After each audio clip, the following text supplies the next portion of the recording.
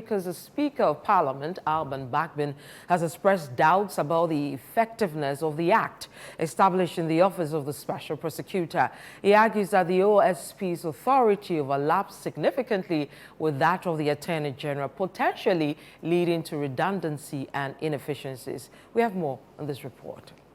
Parliament on Tuesday approved the sum of 149 million Ghana cedis for the services of the Office of the Special Prosecutor for the year 2024. During the debate on the budget estimate for the OSP, the ranking member on the Constitutional, Legal and Parliamentary Affairs Committee, Bernard Ahiafo, bemoaned the lack of institutional support for the Office of the Special Prosecutor, which he says is frustrating the work of the Special Prosecutor, Kisie Jabin. But the Deputy Majority Leader, Alexander Penyomaken, on his part, charged the OSP not to relent on his efforts at fighting corruption. Because the Office of the Special Prosecutor is not getting the institutional support, he had to do a press conference to say that is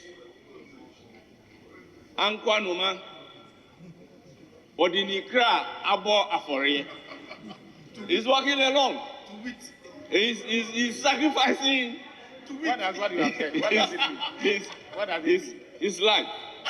So, Mr. Speaker, I'm using this particular opportunity to indicate clearly that the Special Prosecutor needs the institutional support if, as a country, we want to fight corruption, prosecute corruption, and take steps to prevent corruption. Some are even of the view that the new Special Prosecutor is also being frustrated from performing his duty. Speaker, if you listen to him, you can come to a conclusion that this is a statement made out of frustration.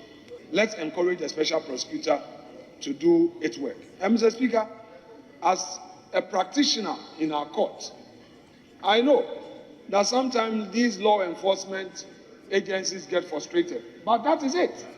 That is the law. I would want to encourage the Special Prosecutor never to give up. Mr. Speaker, only yesterday he was a practitioner. And as a defense counsel, he knows how he did his work to have his way for his client. So if today he is holding the other side of the stick, be it strong or weak, you should know that these are the things that go with it. I would want to encourage the office. I don't want to personalize it that it is Mr. Kisie Jabin. It is the office. Rather, the office should strengthen itself with the limited resources that it gets, move through the court system, get the court to appreciate its work. If you lose at the High Court, you move into the Court of Appeal. You lose there, you go to the Supreme Court. Because, Mr. Speaker, without the court system helping the Special Prosecutor, the Special Prosecutor cannot achieve anything.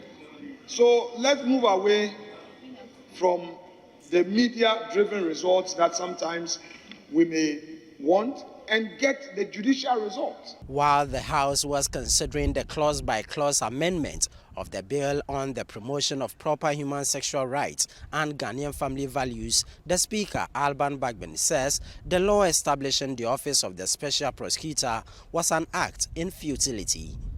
For the law you passed on the establishment of the Office of the Special Prosecutor, I did tell you that it was an act in futility. You were not going to achieve anything from that, but you went ahead to pass it.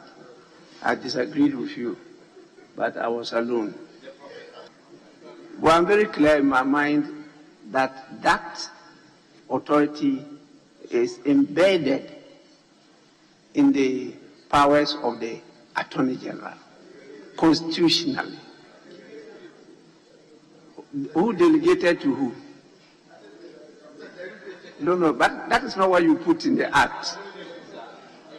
What you just need to do is to fund the office of the Attorney General well and remove the Minister of Justice. You separate the two. Minister of Justice is a political appointee. The Attorney General is a technical person, and he only is ranked in conditions of service to that of a Minister of State. The House continued with its amendment of the clause-by-clause section of the bill on the promotion of proper human sexual rights and Ghanaian family values, also known as the Anti-Gay Bill. B. Directly or indirectly instigate, command, counsel, procure, solicit, or in any other manner, purposely aid, facilitate, encourage, or promote, whether by a personal act or presence or otherwise, an act that undermines the proper human sexual rights and Ghanaian family values. Again, the committee came to a conclusion that this is very difficult to prove, and I would want to say that we should be very careful that I am not sure, Mr. Speaker, that when we finish with it, it is done. And in accordance with the procedure, we would have to send whatever we do in this House to the President for assent. The President would then have to come back to us on issues that are unconstitutional. And we have to be very careful and make sure that we have ironed out all creases before we send this bill out for assent. 6(1)(a). I thought it's very verbose. It says the person commits an offense if the person engages in a sexual intercourse between or among persons of the same sex. I thought that we could just tidy up if we just said engages in a sexual intercourse. That person engaged in a sexual intercourse with a person of the same sex. That's the import of 6(1)(a). And the verbosity there, I couldn't just comprehend. So I thought that we could just state a person commits an offense if the person engages in a sexual intercourse with a person of the same sex. There are instances where you can have 3 persons of the same sex having sex at the same time. And so if you say with a person, that's why we did it between, so that there will be more than one person. But if with a person would, like you said, in the case of an orgy still apply, then we will go along with it. I just wanted to update the knowledge of the majority leader, because what he knew in 1957 is not what is happening in 2023.